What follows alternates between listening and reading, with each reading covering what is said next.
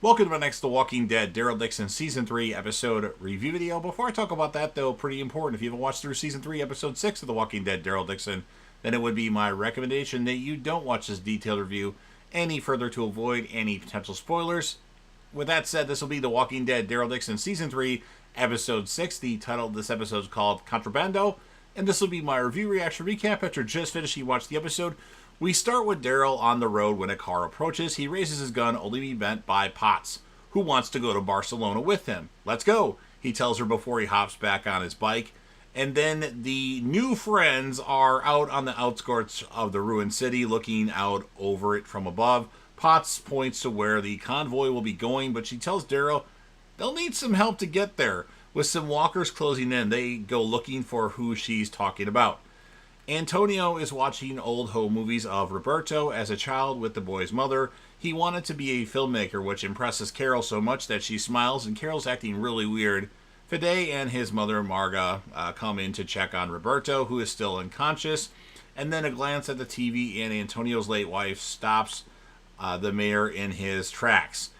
Having checked up on the young man, Fede goes to see one of his guards who has found out what happened to the missing El Alcazar guards. He points them out, living as the undead in their cage full of walkers. No one has been on the boat for days, which tells Fede that Carol is lying and Daryl is up to something. Carol accidentally walks in on a naked Antonio showering outside. They're making Carol a more weak character in this season of The Walking Dead Daryl Dixon. And she's so nervous that it's easy to tell that she likes Antonio. Carol meets with Valentina, who teaches her more about sailing. She can't stop herself from looking over Antonio, now fully dressed and working on the boat. Did you? The horny Valentina asks with a sly smile and a teasing laugh. The former cruise ship captain gives her a book on how to speak Spanish, too. She thinks Carol needs to find sex and love with Daryl, not Antonio. But, yeah, Antonio's good. He's a good character.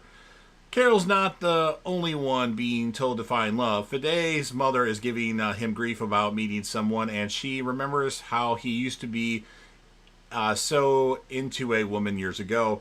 Was it Antonio's wife? That question is answered when he later pulls out a picture of her from his desk and touches her face with just a longing on his own. So he was in love with Antonio's wife back in the day. Daryl and Potts arrive in a small, abandoned-looking village with a gated entrance as a small swarm of walkers approaches. And then they are outnumbered, but then the gates open and the residents appear to pull Daryl and Potts to safety. It's then that the latter recognizes a friend, Leia. After they hug, they're taken into the town, which began as a dozen girls running from La Ofrenda. It has gotten bigger, and these girls grew up and had families, while also taking in others trying to get away from El Alcazar. This is a refugee community, and they don't have the resources to help with an attack. Carol is trying to learn Spanish as she rides around with Antonio. They joke around and laugh before going back home to find that Roberto now has a fever. Carol says they need to ask Fede for medicine, and when Antonio says the mayor won't give it to him, Carol's answer is to the point. We'll just have to make him. They meet with Fede, who tells them they don't have more resources. When Carol suggests that the town might like to know what Fede is up to, he calls her words a threat and tells her it might be time for her to leave soon. Daryl and Potts sit down for a small meal with Leia's group. Daryl wants to get ahead of El Alcazar and save Justina and Elena. Leia isn't so sure about getting involved, but she changes her mind once she's told that Guillermo Torres, the soon-to-be king, will be there. If they kill the next king of Spain, La Ofrenda is over. It's time to start planning their attack. Daryl wakes from a dream of running from his father's abuse as a child, while Merle stays behind to protect, stayed behind. Unable to sleep, he goes to Potts, who isn't getting any shut-eye either. She talks about Elena, who was taken during the first La Ofrenda. Carol goes outside into the night to find Antonio's cat dead in the street. What happened to the cat? She hides when she sees Fide's men on patrol, then breaks into his office in search for medicine. She's interrupted by Marga, who points a shotgun at her. Carol shows the woman Hastina's necklace, which she just found in the cabinet. She tells her about what Roberto was outdoing and how he'd found his love. Fide has been lying for years, and when just Hastina found out, he sent her away. Marga won't believe it. She does believe Carol, though. Once she tells her that Fide is poisoning Roberto and making him sick, with that, Marga helps her load up on supplies. Roberto is weak but feeling a little bit better. Carol insists that they need to go to the lighthouse ASAP before Fide finds out what's happening. Antonio won't do it, so she insists on knowing why he has such power over him. He shows her a film of a documentary he was making about Spanish terrorists. His wife wanted nothing to do with it, but he made her help. It was then when she was killed in a bombing. Fide was going to tell Roberto, who could never tell him the truth, or he could never tell the truth to. Fide held it over Antonio, and Antonio has had to live with that grief and lie ever since. He won't have to carry that ladder anymore because Roberto had walked in and cries when he hears this information. El Alcazar rides through a city with Guillermo Torres and Elena in one car and Hastina behind bars. As they approach the gate, they are stopped by masked soldiers. It's Leia's group. I can't remember it's Leia or Lai. I don't remember how to pronounce her name all of a sudden now, and I don't want to look it up. Who begin their attack. El Alcazar's men are taken out as Daryl struggles to unlock the cage that holds Hastina and her friend. Potts sees Guillermo Torres and Elena ducking down in one vehicle, but she can't do anything about it at the moment.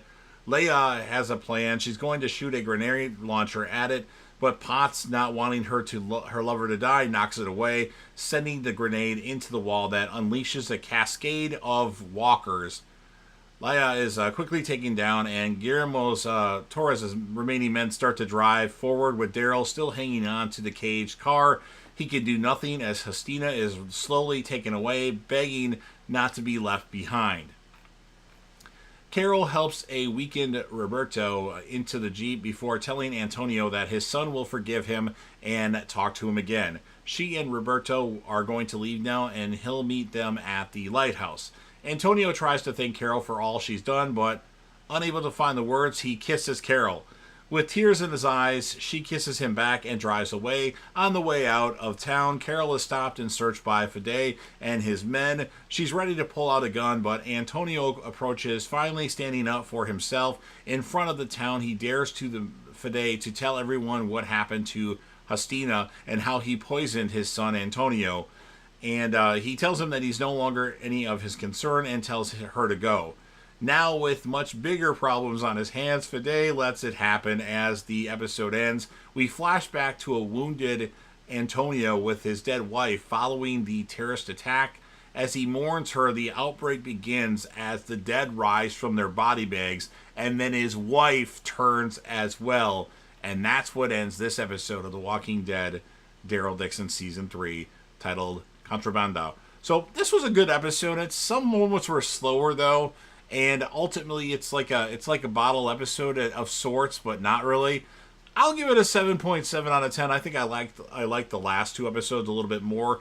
My characters of the episode, I mean, obviously Daryl, he's awesome. And this, I've been giving it to Daryl a lot lately. So in this episode, I'm going to give it to Carol, and I'm going to give it to Potts because Carol did the stuff with breaking into Fide's office and then encountering Marga. So I'll give it to her and Potts. So you've heard everything that I have to say. Now it's your turn. If you're a fan of The Walking Dead, Daryl Dixon, or any iteration of The Walking Dead, and you want to help me out with the YouTube algorithm, please make sure that you Hulk smash the like button. Otherwise, I'll send a pit of walkers after you.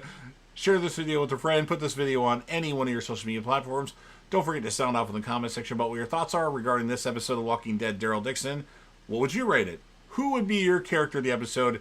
And then last but certainly not least, don't forget to hit that sub button. You're watching the video anyway. Subscribe to the channel help me get over 100K subscribers. Come back to the channel next week for the season finale of The Walking Dead, Daryl Dixon. Join the team, share your damn support, and be a part of something special. And you never know what you're going to see on JDev TV.